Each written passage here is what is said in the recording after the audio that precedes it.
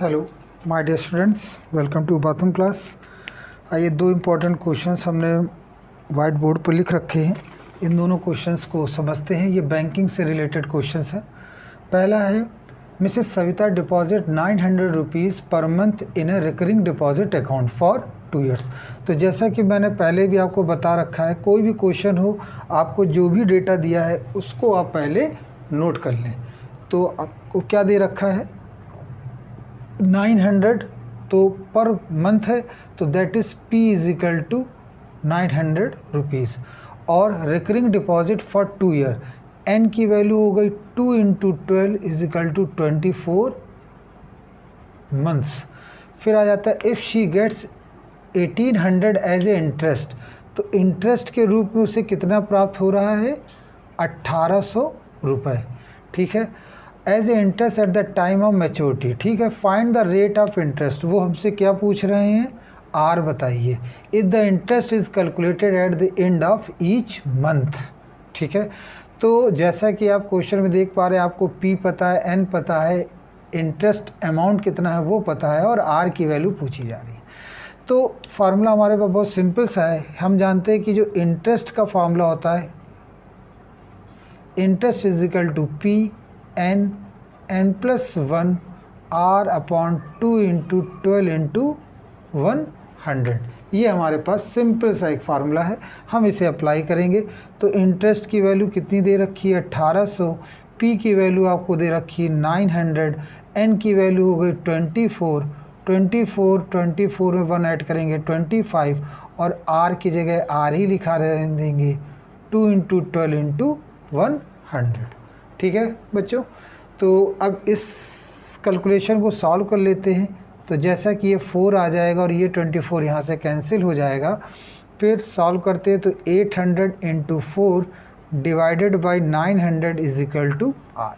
तो जैसे कि आप जान रहे हैं, ये 2 0 कैंसिल हो जाएंगे, 9 2 जा 18, तो आर की वैल्यू कितनी आ जाएगी, 8%।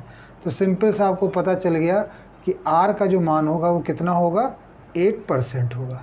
तो ये बहुत ही इजी सिंपल क्वेश्चन था, जिसमें लेकिन इसमें जो वैल्यू पूछी गई थी वो आर की पूछी गई थी।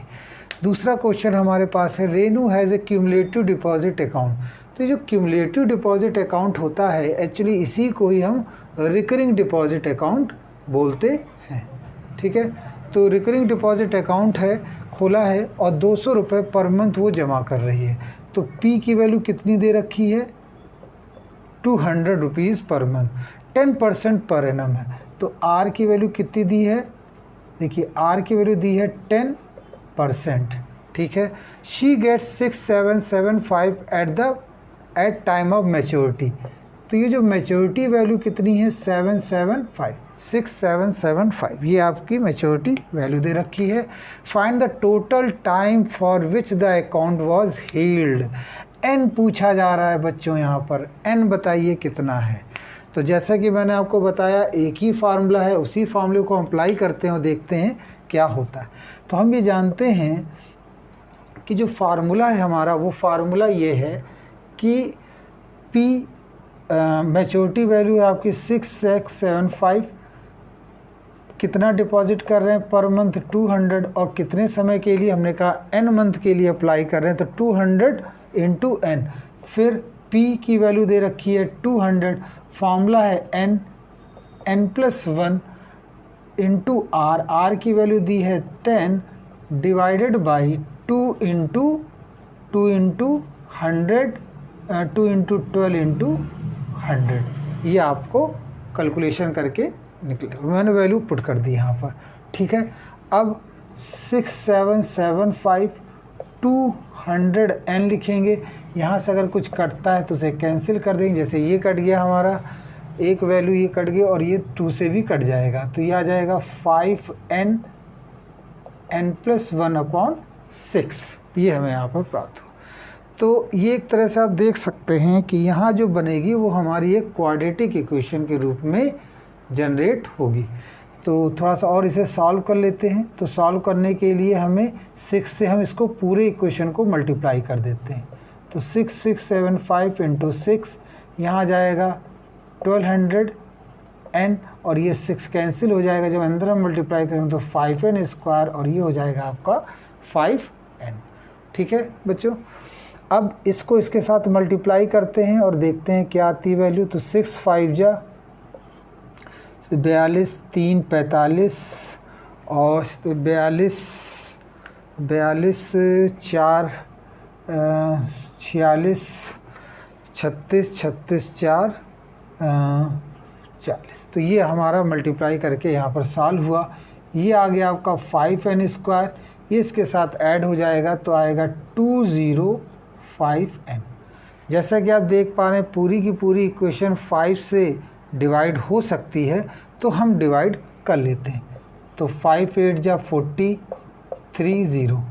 ये देखिए कैलकुलेशन के तरीके हैं, 10 5 20 4n ये आपका आया।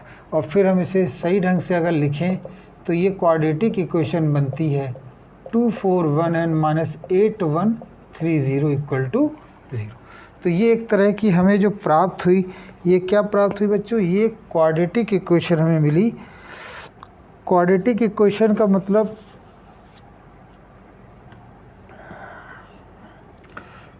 क्वाड्रेटिक इक्वेशन का मतलब हो गया कि यहाँ पर n की जो वैल्यू निकलेगी वो 2 आएंगी वैल्यू। तो वो 2 कौन सी वैल्यू होंगी उनको हम सॉल्व करते हैं। तो आप ये जानते हो क्वाड्रेटिक इक्वेशन को हल करने का जो तरीका होता है ये आगे की क्लासेस में आपको बताया जाएगा कि क्वेश्चंस क्वाड्रेटिक इक्वेशन के कैसे सॉल्व किए जाते। यहाँ पर आप समझ लीजिए कि आपको हम डायरेक्ट वैल्यू यहाँ रख के बता रहे हैं। यहाँ n के 2 मान आएंगे लेकिन हम एक्सेप्ट एक ही मान करेंगे और वो n का जो करेक्ट मान होगा वो होगा 12 24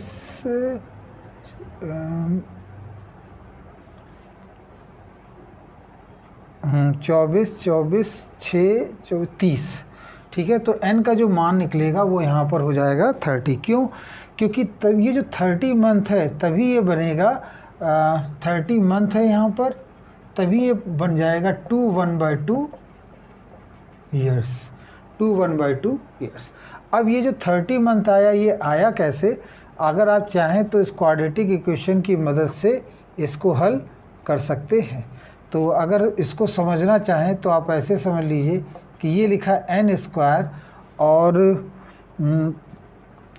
8130 इंटू 1 को ऐसा स्प्लिट करो कि हमें उनको सम या सब्ट्रैक्ट करने पर 241 प्राप्त हो। तो उसका तरीका ये होगा बच्चों कि 8130 और इसे हम सॉल्व करेंगे 3 6 3 तो वो होगा 271। तो अगर हम इसे लिखें यहाँ पर 271n माइनस 30n माइनस 8130, ये आपकी क्वाड्रेटिक इक्वेशन।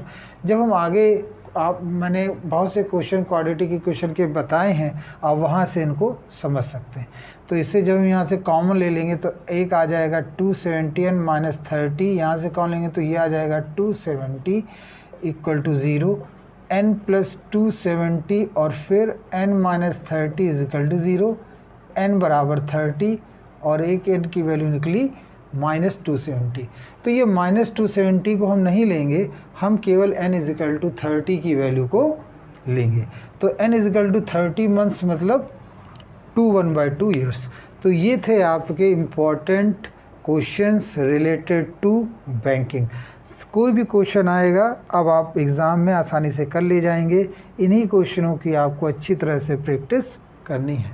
तो I hope you like it this video. इसको लाइक करिए, शेयर करिए और कमेंट बॉक्स में भी लिख के बताइए कि आपको ये क्वेश्चन समझ में आया कि नहीं। Thank you very much.